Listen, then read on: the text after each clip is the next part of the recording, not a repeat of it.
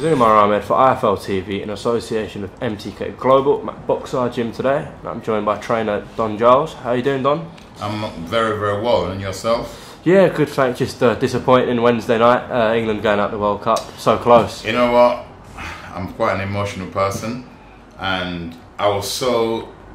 the whole nation, I'm sure, really thought we was going to do it. People might call me stupid or naive or whatever, but I really believed in positive energy. This group of young players that England squad's got now, I'm sure everybody is looking forward to Euro 2020. Yep. And this team stays together and take it from here and then grow from here. Yeah. I was saying to Frank earlier, normally when it's like the international break, people are like negative about it, like we don't want to go back to club football. But what Southgate's done with this young side, like shows it's the power of sport as well. The whole country was gripped. So yeah, united.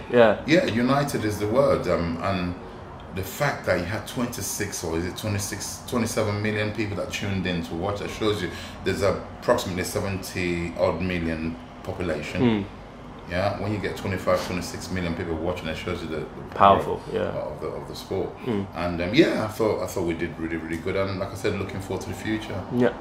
Okay, let's talk boxing now. Let's start with Frank. See, last time out it didn't go to plan against Callum Johnson in basically a shootout in the first round. Yeah.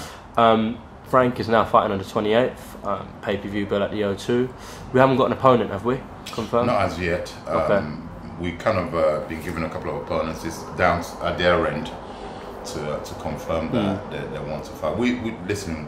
We only know one way. Frank only knows one way. We've prepared as if we're fighting King Kong. We always do. And so basically, we've got to go back out there, get a win. And it's unfortunate what happened last time. Like you said, they went out there. Both camps have had the same game plan. Yeah. You know, from our side. It's well documented and noted that Callum Johnson hadn't been active competitively for 18 months prior to him fighting Frank. So, again, we opted to jump on him. And guess what? They opted to jump on us. So it was a head-on collision. Yeah. And it was a quick fire. We got hit. We didn't recover from it. And good luck to Callum Johnson. You know, he will go on. I believe he's fine for a world title. Yes, he is for the IBF. I wish him all the best, and I really mean that. The kid deserves. He's a very nice man, and I hope he wins it, because guess what? I'd love him to bring it back to England and have an All England final. And Frank, not just me. Frank has, he would love to fight him again, for something, and I hope, and I really mean this, Callum, go out there and get it, and do it. It's coming home. Yeah, I mean, a rematch between Frank and Callum, that's a big fight anyways, but if Callum does bring the IBF title home and adds that to the plate, then yeah. Well, yeah, why not?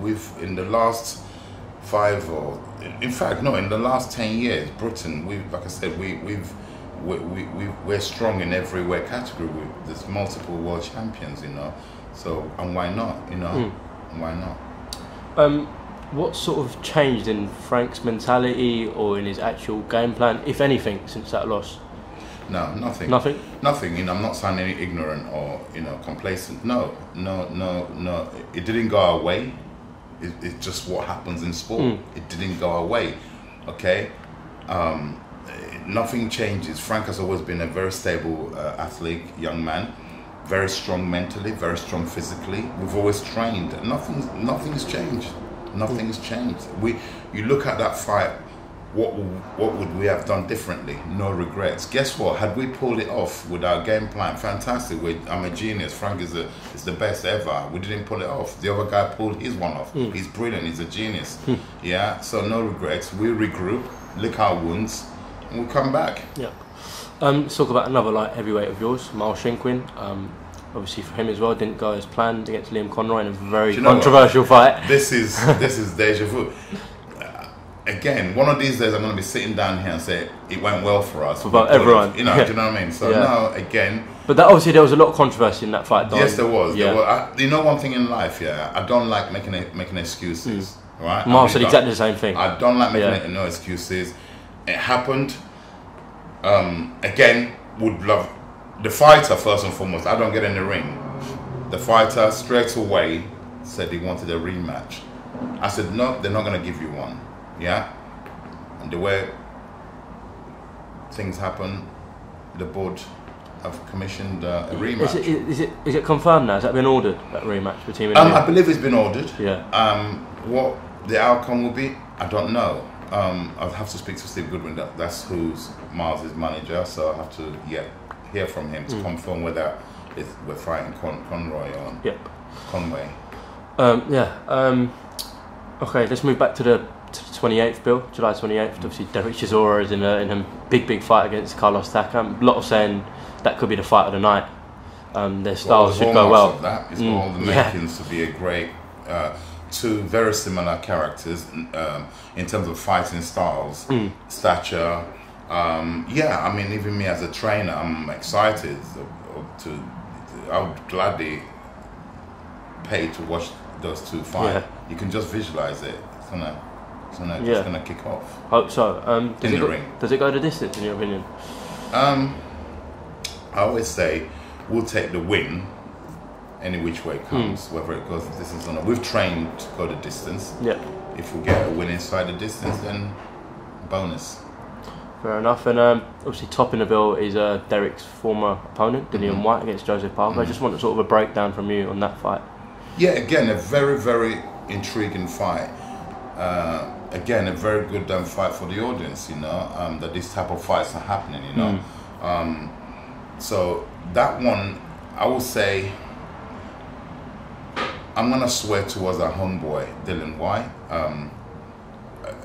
I was looking at it as a 50-50, but as time gets closer, I'm thinking a 60-40 in Dillon's favour to win that fight. I think Dillon's the bigger puncher out of the two. Okay. I haven't been hit by either. Dillon's very, very good boxer. Dillon's got a good variety of his punch selection is very, very good. I'm not saying Parker. Come on, Parker's a former world champion. I'm not here to. I think he's a brilliant fighter. Very busy, good fighter. Well educated, well schooled. You could question his defense, Parker's defense. I've looked at everything, and I think Dillon's more heavier handed, and his punch selection is very, very good. He goes to the body nicely, and I do see a systematic breakdown and a late stoppage. That's what I see. Okay. I could be totally wrong, but that's what I see. Yeah. Say Derek and Dillon both win their fights on the 28th. Is there any possibility of a rematch between the pair of them?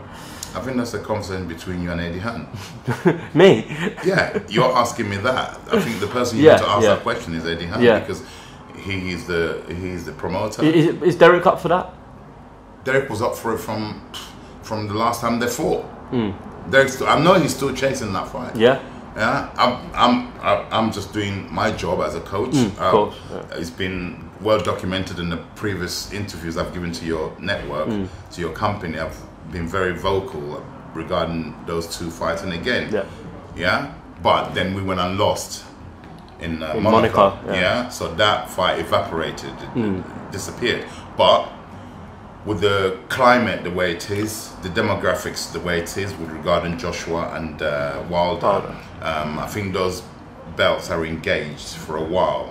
So you may find demographically that should Derek come through, which I believe we will come through against Hackham, and should Dillon, who I also believe will come through Parker, the natural match will be for those two to get it on. Yeah.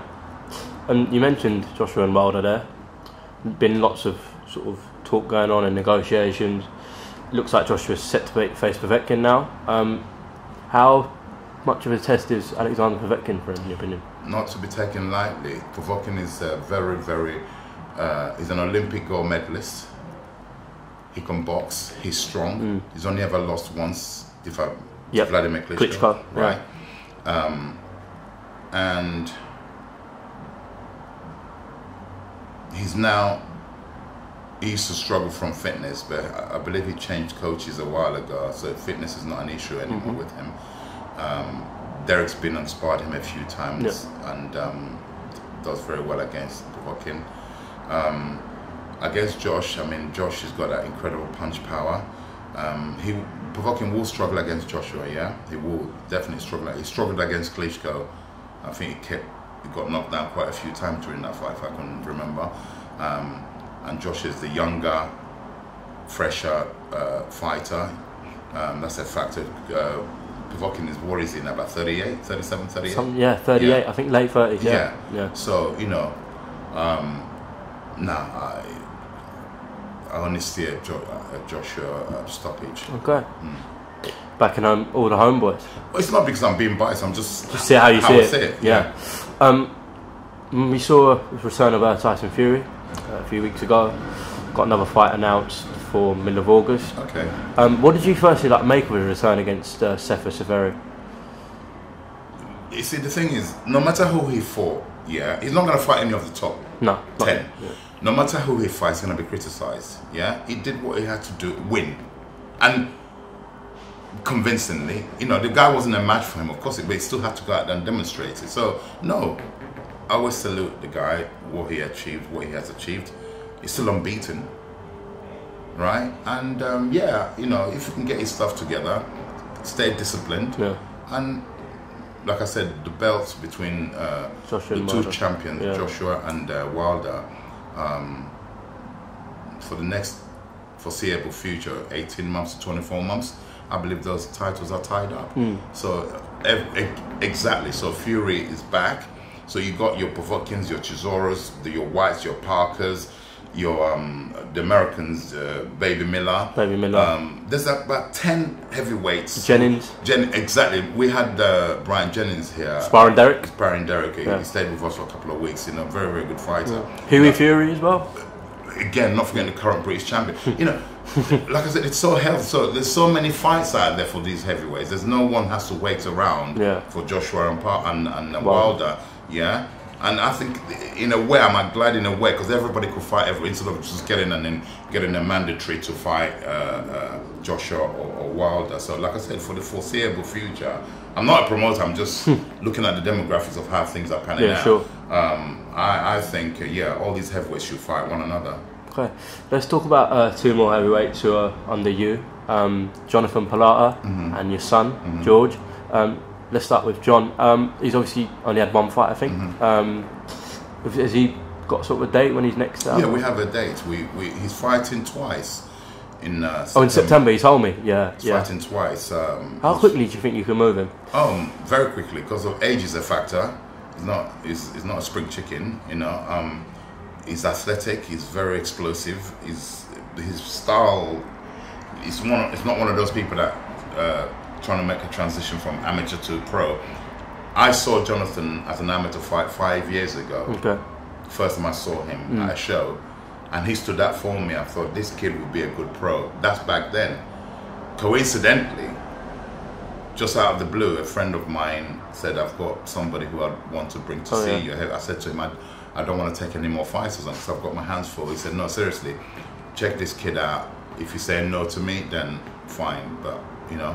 You remembered him? So when he walked through the doors, guess what? I locked the doors. So, you know, I didn't realize that's who he had in mind to bring to me. I didn't know his name, but when my colleague brought him through to the gym, I said to him, basically came for trials, came for discussions, then for trials. I locked the doors. I said, "You're not leaving," and because he's like, "Yeah, this guy is not," and we've taken to each other straight away. The chemistry is there, trainer-fighter chemistry. We get on really well. He's very ambitious, you know, and I'm excited of what we're going to do together. He's a very explosive fighter. He's had one fight, one pro. He stopped the guy in the first round. He's got 2 fights penciled in September, provided the first one he doesn't sustain any injuries, touch wood. Then he'll fight. Yeah, he'll fight twice in September. The view is to get in 2 in September, and it could possibly have 2 more after the bet. It's all down to no injuries and stuff, you know. So yeah, we're gonna fast track him. He's that good. Okay. Well, there's some big fights obviously there. You likes of Nathan Gorman, Daniel Dubois, Tom Little's obviously yours. So I don't know if they'll fight, but you know what I'm saying. That was unfortunate, by the way. I know you've spoken to him. He broke his hand in the second round. And obviously, we're not to know. He came back after the second round, sat down. I said, Tom, have you forgotten the game plan? He got one of the best jabs that I've seen in a heavyweight. You're not throwing your jab. He pulled my shoulder. He whispered to me because the cameras obviously. Oh yeah. He didn't want the microphones to pick it up. He said, Don, I can't. I said, what do you mean you can't? I looked him in the eyes. My heart just sunk. I thought, if we can't throw a jab at Daniel Dubois, yeah, a young, fresh, hungry, very well schooled, very determined heavyweight, yeah, a prospect. If you can't keep him off with a jab, then I'm afraid Tom went into survival mode from then on. It was only a matter of time, yeah, or for Dan to make a mistake so he can clock him, which he tried. If you go down to say, I was gonna pull him out. In fact, I've never experienced this in my whole entire time of being a coach. He went down from a body shot. The second time he went down from a body shot, he fell where our corner was, and I bent over and said, I'm gonna pull you out. He growled at me. He's being counted, and this is the man you're dealing with. He looked up and growled. He goes, don't you dare. I thought, okay. He got up, and then I said, well, if you don't do something, I'm gonna pull you out. He fought on with one hand. Again, we didn't know to what extent how bad his hand was, because it's obviously in gloves wrapped up. After the fight, got back to the dressing room. We couldn't even take his glove off. We had to cut it off. Again, didn't know to what extent the damage. He was stubborn. Didn't go into the ambulance that was offered to him. He went next morning to hospital to find he was broken in 2 places. Yeah. So no excuses again. The better man won on the night. He implemented his game plan. He didn't know our hand was broken. You know, good luck to the young man, you know. Yeah. We saw also after Tom Little lost to Dubois, went into the changing room and sort of congratulated him and said fair play, which was a nice touch. Yeah. Yeah. Because there was a lot of talk beforehand. Oh, of course. It's boxing, it's show business. You know, it's show business. Yeah. Oh yeah, and I was going to mention your son, George Fox. How did he get on the other night? Yeah, he made his debut on the 15th of June. Did you get the stoppage? No, we didn't get a stoppage. Okay, went to points. He went point, convincingly. Winning was never going to be a question. It was how does he win? He sustained. It wasn't a fully blown flu. He sustained a cold 10 days prior to the fight. No. So for 7 days out of 10, we didn't train. He came in the last 3 days and shook out, just shadow box, just to get temperature, sweat. And then his instructions for the fight was to box round per round and give instructions. And at no point did we tell him to go. It could if he pressed, would have probably stopped the guy. Very good opponent. Again, it was a guy making his debut, so it wasn't like he was fighting a journeyman. Oh, okay. The guy was a debutant, like evenly George. matched then. Yeah. Yeah. Oh, yeah. And you know, the guy. Every debutant is ambitious. He came, tried his thing, and we won fully comprehensive win. How's it working with your son? Is it different, or do you have to completely switch off to that? Obviously, I would be lying if I said emotionally. It's your blood, isn't it? You're emotionally, but because I'm not a new coach. I'm conditioned to. I've trained various fighters. Yeah. So I'm kind of, with that experience that I bring, that comes with me, that helped me, as if I was just a guy who was just trained and then my son is my first fighter. It wasn't like that. I'm already seasoned trainer. It was only occasionally. During the fight, did I? No. It's the same emotions, but the only time I felt it was in the dressing room when I was gloving him up, warming him up. It was almost like, the whole point I got into the coaching thing was because of him.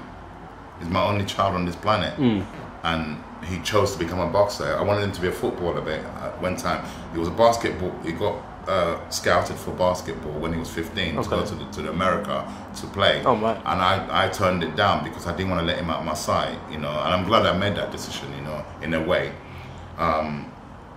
Then he lost 3 years of his boxing, like, cause he was very academic, George. He's a very intelligent kid, very academic, and for medical reasons, he couldn't box for 3 years, so he lost 3 years out of his boxing. That's why he turned pro pretty late. He's 26 now. Yep. So he would have turned pro probably 23, 24. Yeah. So yeah, he's ready mentally, physically. He's ready, and again, we're gonna fast track him because of his age. Yeah, and sure. is he good enough? Yes, he is. Well, exciting times for you then. Oh yeah. And a busy night on July the 28th. Most hopefully for you, Derek and Frank. And Frank. Yeah. Derek and Frank. Yeah. Okay. Thank you very much, Don Charles, for your time. Always appreciate it. Always a pleasure. And I'm sure we'll catch up with you actually in fight week for Derek and Frank. Thank you, Don Charles. Definitely. Thanks for coming to IFL.